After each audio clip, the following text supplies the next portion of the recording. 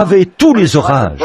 Quand ils ont essayé de brûler les Bibles et tout, elle a tenu bon envers et contre tout, parce qu'elle dit, « Les cieux et la terre passeront, mais ma parole ne passera pas. » Près de Chicago, en ce moment, une Bible est posée sur la chaire d'une église. Il y a très longtemps, avant la Première Guerre mondiale, un missionnaire l'avait. Un homme s'était converti. Et il désirait avoir la Bible de ce missionnaire. Il a dit, « Je ne peux pas te donner celle-là. C'est ma mère qui me l'a offerte. » Il a dit, « Quand je serai rentré, je t'en enverrai une. » Il a pris la mer pour rentrer. Et là, un sous-marin allemand a fait sauter le navire. On n'en a retrouvé aucune trace. 2 ans plus tard, très loin sur la côte, des gens ont vu une boîte qui flottait. Certains ont pensé que c'était peut-être un objet qui avait été perdu en mer. Alors, ils ont récupéré la boîte et l'ont ouverte. 2 hommes qui se promenaient à pied. Et à l'intérieur se trouvait la seule chose qui avait survécu, cette Bible qu'il allait retourner aux missionnaires. Elle est posée sur la chaire d'une église méthodiste aujourd'hui, près de Chicago. Les cieux et la terre passeront, mais ma parole ne passera pas. Ici, lors de l'inondation de 1937, cette vieille petite église, dont le sol était en terre et tout, on pouvait naviguer par-dessus dans des chaloupes. Les eaux avaient monté très haut. Et ce soir-là, après avoir prêché l'Évangile, j'avais laissé ma Bible ouverte sur la chaire quand je suis rentré chez moi. J'avais prédit qu'une inondation surviendrait. Et j'avais dit, je l'ai vu mesurer 6,70 mètres de hauteur, au niveau de la rue Spring, ici. Le vieux frère Jim Weishart et les autres se sont moqués de moi. T'en souviens-tu, frère George? J'ai dit, il a dit, oh Billy, en 1884, il n'y a eu qu'environ 15 cm sur la rue Spring. J'ai dit, j'ai vu un homme descendre des cieux et prendre un bâton à mesurer, le placer là, sur la rue Spring, et dire 6,70 mètres. Il a dit, c'est juste de l'émotion. J'ai dit, je ne suis pas sous l'emprise de l'émotion. C'est ainsi dit le Seigneur. Demandez-leur combien de mètres d'eau il y avait au-dessus de la rue Spring. 6,70 mètres pile, exactement. Et cette vieille Bible était restée ouverte au passage qui avait servi à la prédication ce soir-là.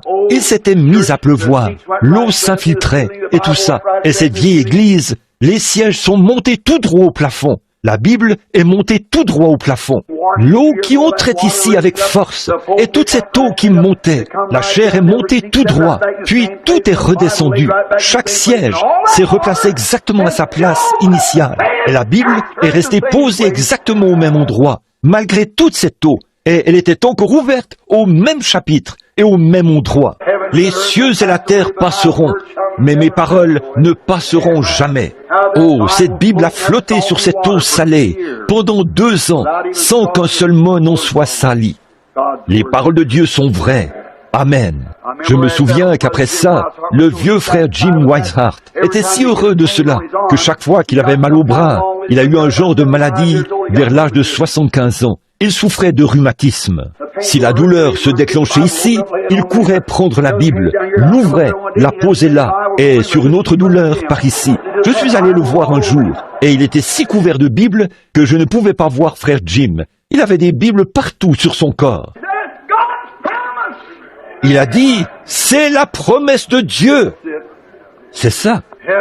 Les cieux et la terre passeront, mais mes paroles ne passeront jamais.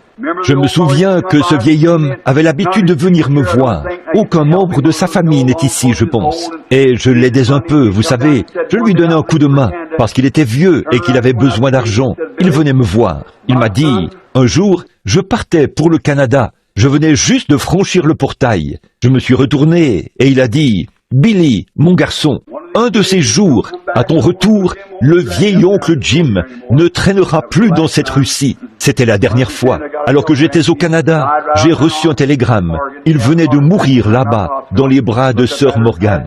Il avait eu une crise cardiaque. Ils l'ont emmené d'urgence à l'hôpital. Il l'a regardé et il est décédé. Sœur Margot est-elle ici ce matin?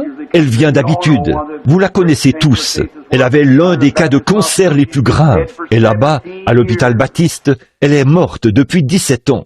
sur les registres de cette clinique. Il est marqué « mourante d'un cancer ». Il y a 17 ans, elle vit au 412 avenue Knobloch et elle est infirmière ici à l'hôpital. Oh, grâce infinie de notre Dieu.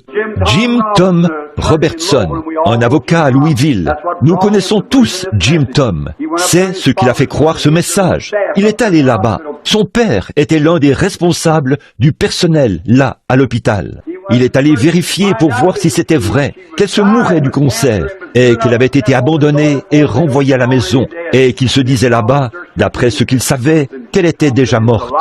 Son père a investigué de fond en comble. Il a trouvé que cela était la vérité. Et Jim Tom a dit, « C'est faux, elle est juste là-bas, maintenant même. Je peux te conduire à elle. » Oh, oh, il est un Dieu réel, n'est-ce pas? Je suis si heureux qu'il puisse passer par-dessus nos erreurs. Pas vous? Cela nous fait l'aimer de tout notre cœur. Des trônes, des éclairs, quoi? 7 lampes, ou des lampes, ou 7 étoiles, qui sont appelées les 7 esprits, ce qui signifie la manie, 7 manifestations du Saint-Esprit. Dans les 7 âges de l'Église, aux 7 trônes de miséricorde pour les gens, les voici, 7 trônes de miséricorde, 7 trônes, 7 églises, 7 étoiles, 7 manifestations, 7 esprits, 7 lampes. Oh là là, comme Dieu est parfait. C'est là, dans les nombres de la Bible. Les nombres de la Bible, c'est la chose la plus parfaite qui soit sur la terre. De la Genèse à l'Apocalypse, impossible de trouver le moindre défaut dans les nombres de la Bible. Il n'existe aucune œuvre littéraire où vous pourrez lire 3 passages sans tomber sur une erreur. Mais ce n'est pas le cas dans la Bible. Ça fait plus de 200 ans qu'ils essayent d'ajouter une phrase à la prière du Seigneur, ou d'en retrancher une. Elle est parfaite. On ne peut rien y ajouter, ni rien en retrancher. Ils ont cru qu'ils pouvaient améliorer un peu la prière. Ils chercheront à y glisser ceci, à y ajouter cela, ou à en retrancher ceci. Ça ne fonctionnera tout simplement pas. Vous voyez, elle est parfaite. Toutes les voies de Dieu sont parfaites. C'est pourquoi nous sommes imparfaits. Mais il a dit, soyez donc parfaits, comme votre Père Céleste est parfait. Comment pouvons-nous l'être? Par le précieux sang de Jésus-Christ, en s'oubliant soi-même et en ne vivant qu'en lui. Voilà, comme c'est précieux. Très bien. Le verset 6 maintenant, si nous examinons cela. 7 lampes. Il y a devant le trône comme une mer de verre, semblable à du cristal. Au milieu du trône et autour du trône, il y a 4 êtres vivants, remplis Dieu devant et derrière. Oh là là, regardez ça. Êtres vivants, remplis Dieu devant et derrière. Maintenant, attendez, il y a devant le trône comme une mer de verre, semblable à du cristal. Au milieu du trône, il y a 4, et alentour du trône, il y a 4 êtres vivants, remplis Dieu devant et derrière. Bon, la mer de verre, vous qui allez, je suis là, ce n'est pas vraiment un symbole, mais je vais effacer ceci pour l'instant. Bon, maintenant, nous voulons étudier ceci un peu. La mer de verre a une représentation dans l'Ancien Temple, car Moïse avait reçu l'ordre de Dieu de construire le temple sur la terre, comme il l'avait vu dans les cieux. Tout le monde sait cela. Très bien. Bon, laissez-moi dessiner un peu ici.